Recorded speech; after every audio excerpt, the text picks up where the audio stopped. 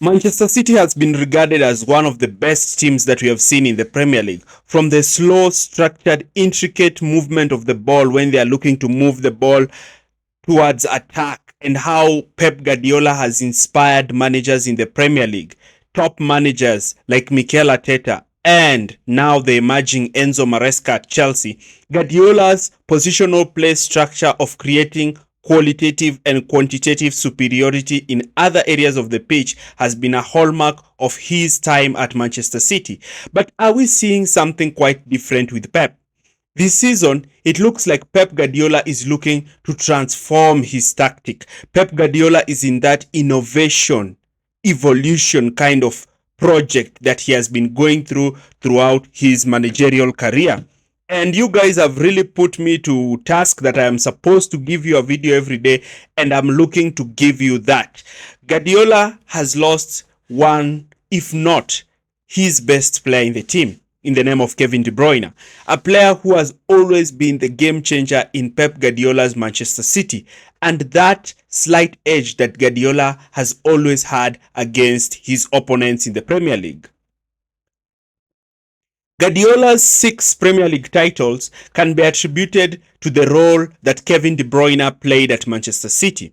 But Guardiola has gone into the market again and so far has spent 116 million euros in signing Jennings, Cheki, and Ainuri, who are three different players, and play in very different roles. And Guardiola is bringing them to try and bolster his squad. But one signing in particular catches the eye, and that signing is Cherki. Cherki is a right winger, a left winger, an attacking midfielder, a player who's strong on both foots, and a player who Guardiola is bringing in who's going to revolutionize the way Manchester City play. The question is he a direct replacement to Kevin De Bruyne? Because I'm going to try and analyze how Guardiola is looking to evolve Manchester City and how Cheki's role in this team is going to influence the way Guardiola is going to set up his team with regards to where is Cheki going to play, where is Aitnuri going to play, and how is Manchester City going to progress in the way they like to play. And because of this, we are going to see how this player is going to evolutionize Guardiola's system in Manchester City. Before we start, do not forget to like, share, and subscribe to this channel for more videos like this. Now, we know that Pep Guardiola has been going strong in the market since the January transfer window, and Manchester City, who are looking to be in a huge crisis in the middle of the season, now look like a stable team and a team that is ready to take on Liverpool next season. The return of Rodri Hernandez further solidifies Pep Guardiola's system, structure, and personnel that he requires to dominate the English Premier League football as well as the Champions League next season. And Guardiola is not hiding any of this. He wants to finish on a high. Now, Guardiola's structure has always been dominating the ball, pinning the opposition deep, and creating a structure that is so difficult for opponents to even break through from their own defensive third. Guardiola achieves this by creating numerical superiority higher up the pitch and looking to adjust his system from a 3-2-5 to a 3-1-2-3-1 structure. That is a 3-1-6 with a diamond in midfield instead of a box. But the box has been Guardiola's main preferred system because it gives him two defensive midfield players, and as well the lack of Rodri in the team further pushed Guardiola into this structure and this system. Now, we saw the way Guardiola was looking to dominate teams, and one area that Guardiola really lacked was that midfield presence.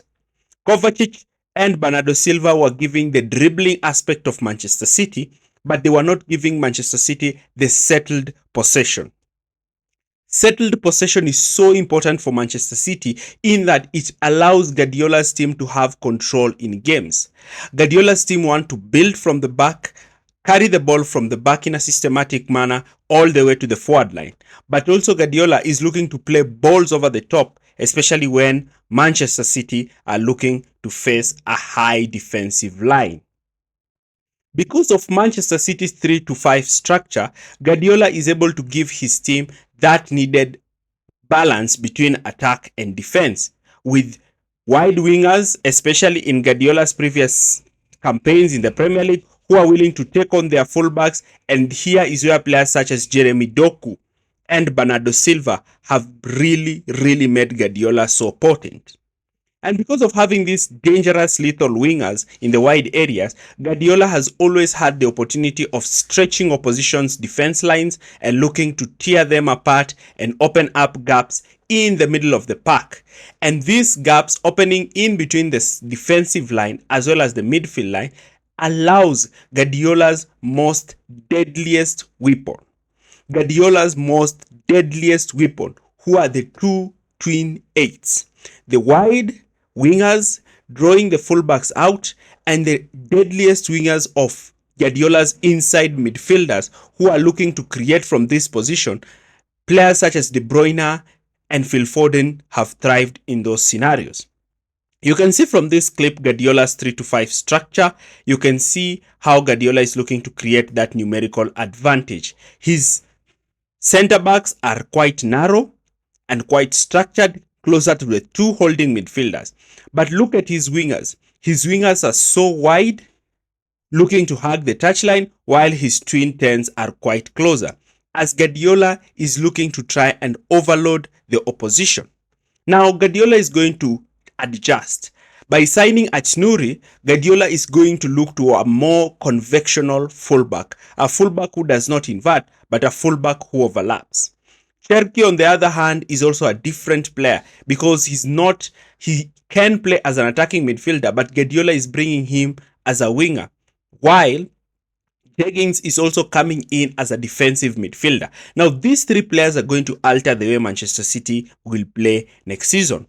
One thing we understand is that Marmoush was signed and is too good to be used as a squad player, and is most likely to be used as a second striker next to Erling Haaland, as Guardiola will be shifting to a 4-4-2 two-striker system that saw him win the Premier League in the 2021-2022 season. In this system, this might see Cherki and Aït-Nouri playing together in the left flank, with Jeremy Doku shifting across to the right. Cherki in this position will be playing as a left inside forward, while Aït-Nouri will be playing as an overlapping fullback. And in this system, this will allow Cherki to be cutting in with his foot inside, while allowing Aït-Nouri to be making those runs in behind.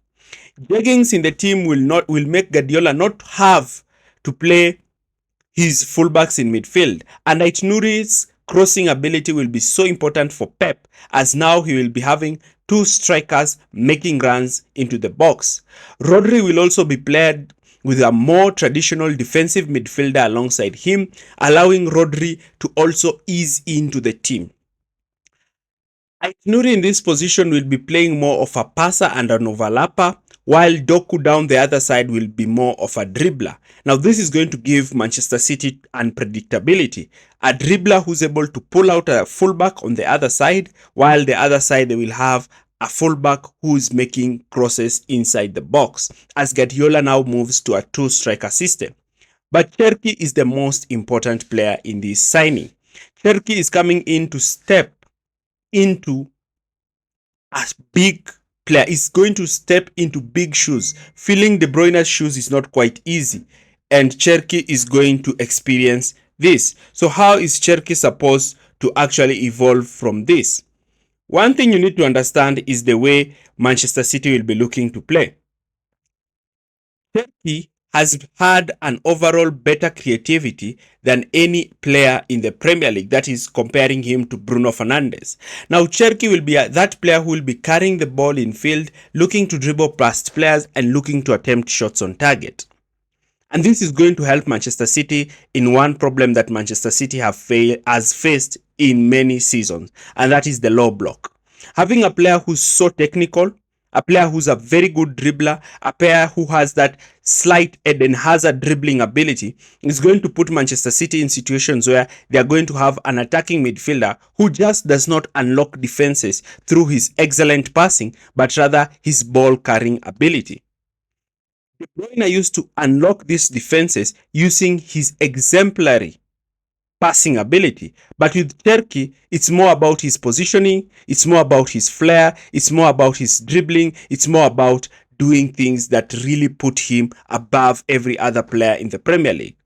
And having Cherki in this position and having him dribble past opponent is going to give Manchester City dynamism, putting and drawing a lot of players closer to him and opening up spaces to other players such as Erling Haaland and Marmoush to actually create problems for the opponents. Without the ball, Cherki will be now playing as a more of a left winger, looking to try and cover the fullback, while Haaland will be joined by Marmoush in the pressing. And Marmoush has that energy and is going to give Guardiola that much needed energy when it comes to applying pressure from the front foot, putting them in extreme pressure and ensuring that they make mistakes and give Manchester City that option to actually come back and destroy them.